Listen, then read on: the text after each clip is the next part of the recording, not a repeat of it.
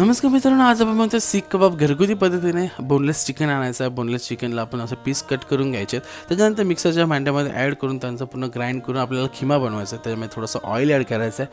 त्याच्यानंतर आपल्याला ग्रीन चटणी बनवायची, जी आपल्याला कोथिंबीर, पुदिना, मिरची, आलं लसूण असं घेऊन सगळी पेस्ट तयार करायची आहे. त्याच्यामध्ये आपल्याला आपले घरगुती मसाले ॲड करायचे, थोडासा लिंबू ॲड करायचं आहे आणि तंदूर फ्लेवरसाठी आपल्याला थोडंसं कोयला हे करून बटर टाकायचं आणि त्याला झाकून ठेवायचं आहे. अशा प्रकारे पूर्ण तयार झालेत. स्टिकला आम्ही लावलेलं, तुम्ही याचं रोल बनवू शकता, तुम्ही याचे वडे बनवू शकता, अशा प्रकारे करू शकता. आणि याच्यामध्ये बटर ॲड करून आम्ही पूर्ण त्याला फ्राय करून घेतलं.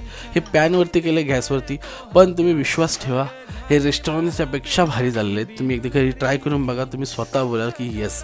तर रेसिपी हवी असेल तर आम्ही तुम्हाला कमेंटमध्ये देतो.